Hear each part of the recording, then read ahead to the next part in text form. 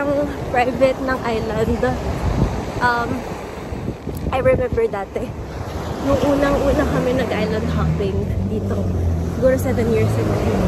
Dami laging tao, and hindi siya ganito kalinis. But look at the sun! Water! So nice. So perfect talagang time pumunta sa Bora ngayon kasi wala talagang katao-tao. And you'll get the most out of everything. Ah!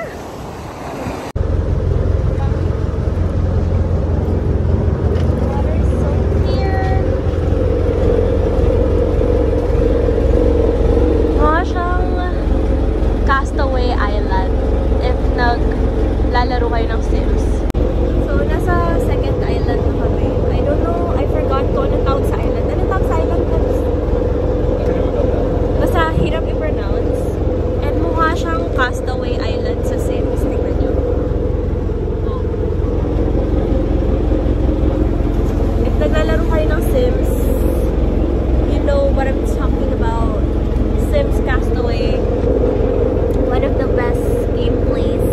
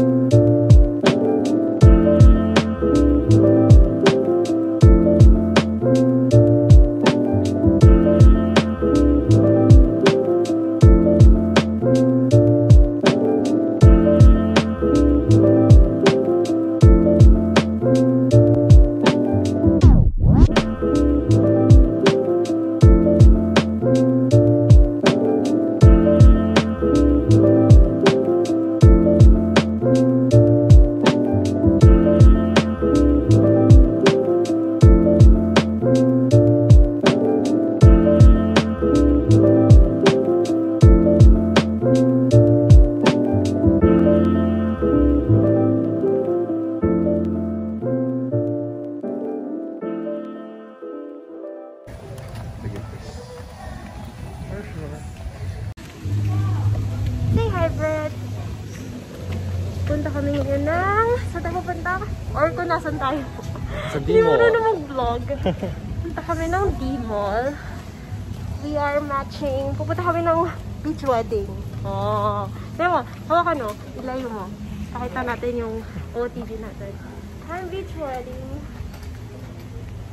Pero walang ikakasal. Kami lang. Joke lang. Walang katao-tao sa D-Mall. Hanap kami ng pampasalubong.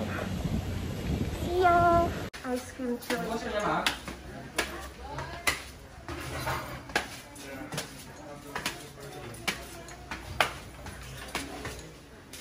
Ang cute! Hi po! Hello po. Look. Doon tayo sa may ano, sa may view.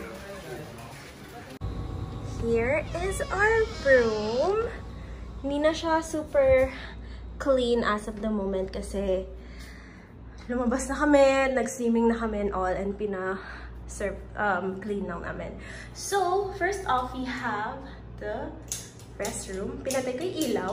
Yun na pala yun. Yun na yun. You have the mirror right here. And then on the right side, you have a makeup room. Powder section where you can do your makeup. I already have my makeup there.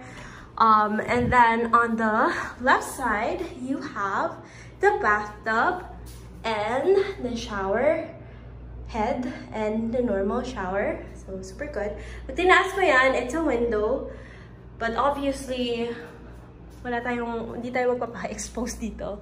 And you have the luggage area or cabinet area right here, my weighing scale, and my mirror ulit for full outfit mirror shots if you like that kind of things.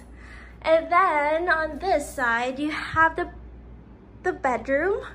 You have a king size bed over here, and then a balcony, which I will tour you guys later. A sofa, a table, and a chair, and a TV. And right here, another big mirror. And then you have the fridge right inside, and some coffee mugs and glass.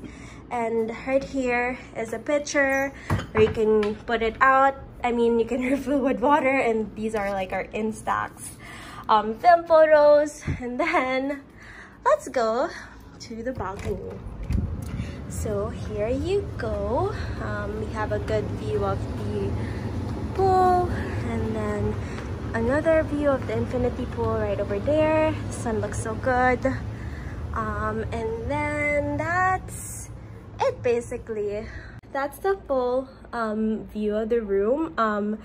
It's affordable na considering the amenities and the pangit ko sa angle na to. So it's a very good deal considering the amenities and the size of the room. It's pretty big. We got the beach view room at Hennan Crystal Sands. It's in hindi ako nakapot. Crystal Sands, which is in Station 2. So yeah, if you're interested, feel free to browse their website. That's where we booked, and it's all really good.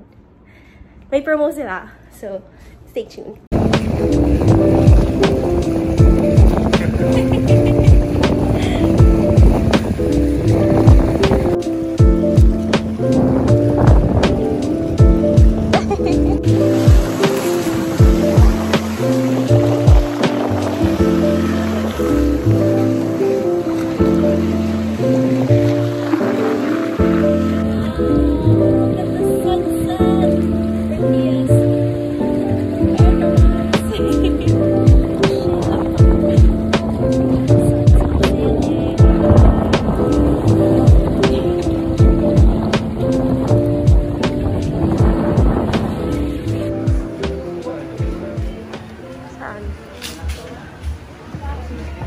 Ay, yung mga pinapanood nating vlogs?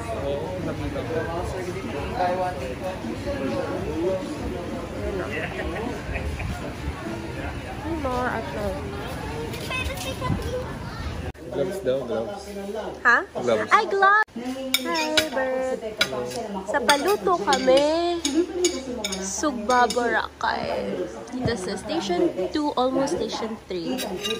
Kain po tayo!